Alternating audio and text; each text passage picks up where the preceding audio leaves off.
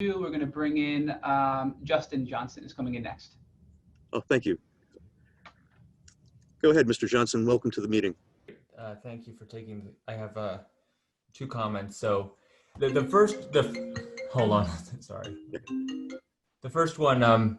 This is a question about the economic impact of the landfill on North Bellport and how the existing landfill and the proposed ash fill will impact the economic trajectory of that particular community. By proposing that the landfill expansion, the town is consolidating and extending the economic blight of the past 50 years into the foreseeable future. How does the town justify this? Why is the area being so targeted in terms of bearing the brunt of the waste and consumption habits of 2 million households throughout Long Island and even beyond?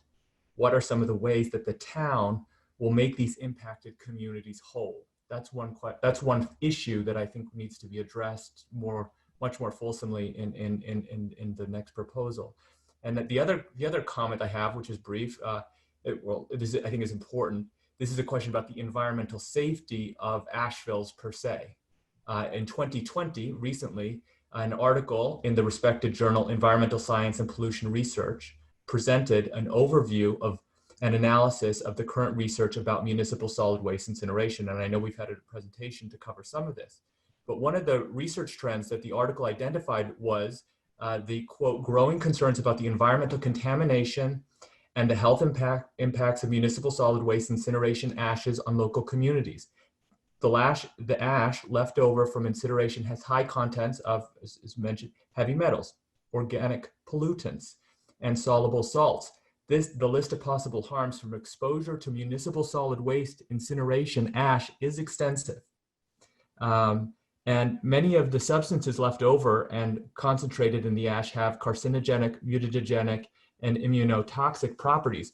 All of the research highlights the necessity and expense of long-term monitoring in order to attempt to safely contain the harm of ash. We do not believe that Brookhaven Town has shown its ability to manage the previous landfill very safely. Over the years, we have seen leachate plumes.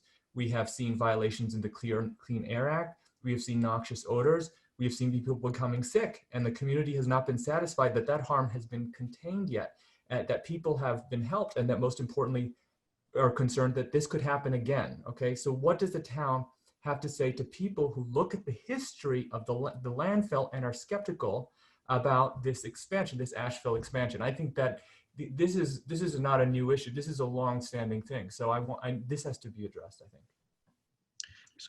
Well, thank you very much for your comments. I can't address them right now individually. We'll put them into the draft scope and they'll be addressed in the environmental impact statement.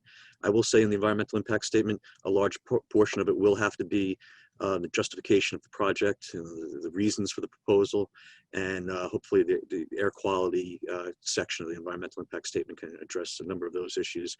But we'll be taking them all into consideration and very much appreciate you coming in and letting us know. Yeah.